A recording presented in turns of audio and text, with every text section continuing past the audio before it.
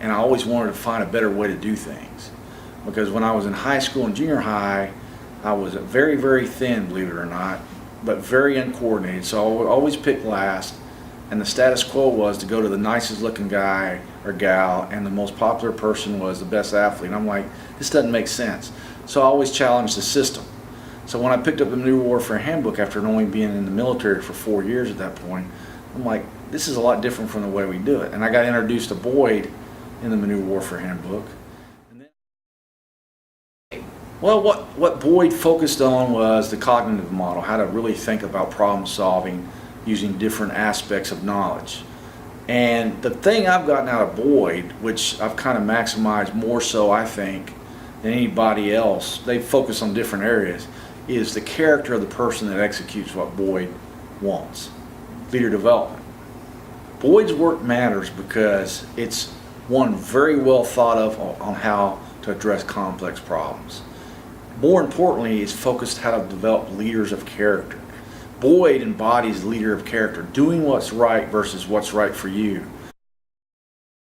My work matters because it tries to take an organization of people and make them all thinkers and problem solvers and work in harmonization with one another versus having one centralized authority, Frederick Taylorism, and solving problems that way.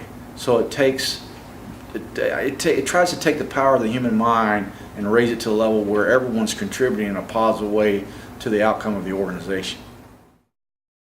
Leadership is a person that continually takes this organization and adapts it to the changing environment. And they know what tempo they can afford. They care more about the organization than their own advancement. That's a true leader, a leader of character. Strength of character is defined as the ability to take on even the joy in making decisions and taking responsibility for their decisions in the face of superiors, the competition, or subordinates. That's a leader. An adaptive organization or adaptive leader, they're never satisfied that it's good enough. They always want to be better. You can use a military model as an example, but it goes to teaching people principles on how to solve problems.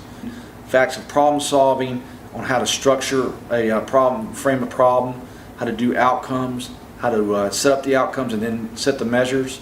So it wasn't just that the military model, that was it. That was just a vehicle to teach them how to think about things differently.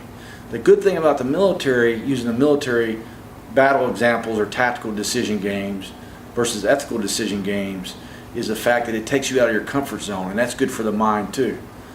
Putting you in a comfort zone where you're not challenged at all. Like I go into Pfizer and do something about drugs or marketing that the market experts already know about. Okay, that makes them comfortable. Now I may be teaching them a different way to frame the problem, but I want to take them completely out of that because it's not at that moment that I'm trying to impact the scheme of the mind, that reservoir of knowledge. It's later that while they think about it, they start remembering it because it was challenging to them. I'm going to give you something to play with and let you give me the name, your own name for it, and then whatever, and then have you define it in your own words. And then I'm going to say, by the way, this sounds like this theory or this doctrinal thing. It imbues in your mind a lot better that way. Yeah. So that's how I explain it to people. Let's build a building. Here's the blocks. You know nothing about the building. Build it, and then I'm going to start referring. Do you think that will? Why didn't your roof hold up? Let's talk about that. Architecture. There's an example. I'm not an architect by any means. Okay. But I can explain it in a way to make you think about how to solve that problem. So many organizations develop the plan before they ever have the outcome. And then they don't even develop the measure until the very end. Well, we teach people how to develop the outcome and then select the measure that's most appropriate to measure where you're at. And then you have to have the flexibility to go back and adjust your plan to that.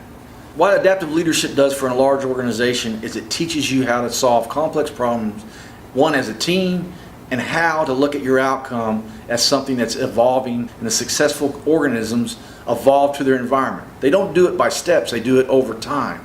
That's what we do for good organizations. Good organizations evolve for their environment because their environment's always changing. We teach people how to do that as teams. We teach them how to have character and make decisions, but once the decision made is not one locked in stone, it evolves.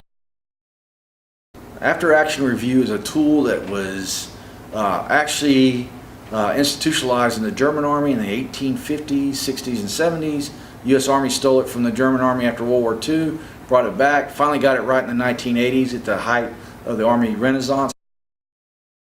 How did you go about doing that complex task? A team task, for example. And in that, the AAR, you will address 2 or 3 salient points in that exercise, and then you will be blunt about them while the facilitator or the leader of the AAR gets everyone else to talk about the problems or what they didn't do well and what they did do well. And then at the end of that, they will tell you how they get better at it. So the after-action review, which lately the military's not gotten so good at it, but a good AAR is a facilitator knows what 2 or 3 points he's going to address or they're going to learn from without telling them that, and they tell the facilitator what they learned from the exercise.